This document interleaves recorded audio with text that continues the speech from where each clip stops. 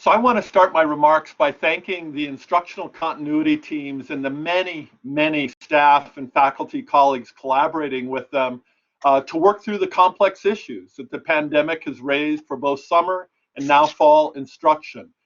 Their work is critical as we move into the fall, and we're working hard to share their efforts widely. Students remain excited about continuing their education. While one never knows until the semester actually starts, we expect to have a robust freshman class with enrollment close to the targets we established prior to the pandemic. Registrations by returning students look robust as well. As everyone appreciates, we're going to be in a hybrid mode of instruction in the fall. Roughly 45% of our courses will be in person and 55% will be fully online. That's of course different than the distribution of credit hours. Roughly a quarter of our undergraduates will have fully online schedules, and roughly 32% of our freshmen will have fully online schedules. We have an aspiration that every student returning to class who wishes to have an in-person instructional experience will be able to do so. Given this goal, we continue to closely monitor available seats in in-person classes. I suspect we'll fall a bit short of meeting this aspiration, but I know our instructors, departments, and schools and colleges are doing their best in these very difficult times. With the rest of my time, then, I'd like to briefly address 4 critical questions that come up frequently in my conversations about the fall. We're preparing more detailed frequently asked questions that will soon be posted on the instructional continuity page of the Smart Restart website.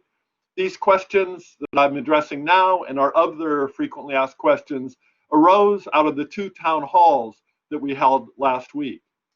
The first question is, what will my classroom look like and what is being done to mitigate risk in it? The seating in all classes has been modified to ensure distancing of at least 6 feet. There will be additional cleaning by custodial staff, and all building systems have been reviewed and, when possible, updated, including HVAC, to, for example, run overnight or bring in outside air. Each instructional space is being stocked with cleaning supplies so that students and instructors can clean their individual areas upon arrival and before departure, and more than 500 hand sanitizer stations have been installed in campus buildings, including outside classrooms. As the Chancellor mentioned, face coverings are required as part of campus policy.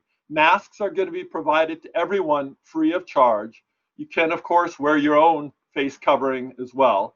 And then face shields will also be provided to instructors. These shields have been ordered, in some cases are already in stock, and will be coordinating with the schools and colleges to distribute them. Then the second question, what if a student refuses to wear a mask in class? Well, students who choose not to wear a face covering may not attend in-person classes unless they're approved for an accommodation. Any student not wearing a face covering should be asked by the instructor to put one on or leave the classroom. Students who refuse to wear face coverings appropriately or adhere to other stated requirements should be reported by the instructor to the Office of Student Conduct and Community Standards. The student will not be allowed to return to the classroom until they agree to comply with the face covering policy.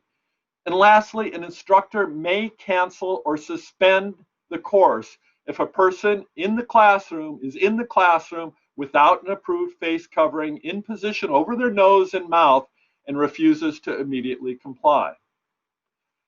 The next question, what happens if a student in my class gets ill or an instructor gets ill?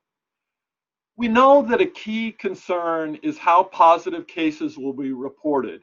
You can appreciate that this is a complicated issue given HIPAA and other regulations, and we are working to be sure to get it right. I had a conversation just yesterday with the Big Ten provosts, and they all are in the same place we are, trying to figure out exactly what the right policy should be.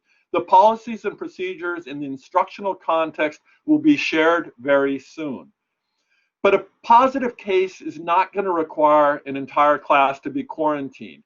As mentioned, all in-person classes will follow physical distancing guidelines, and all participants, instructors, staff, and students will be required to wear face coverings. As such, classrooms are not considered close contact for the purposes of contact tracing. The CDC, Public Health Dane County, and our School of Medicine and Public Health experts are clear that transmission occurs from long duration exposure to the virus from someone within 6 feet.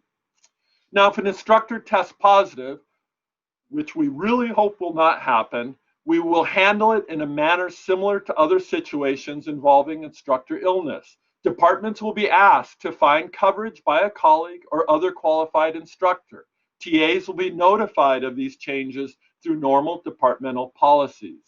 If a student tests positive or must be quarantined because of close contact with another person who tests positive, we obviously want to support their academic progress and success.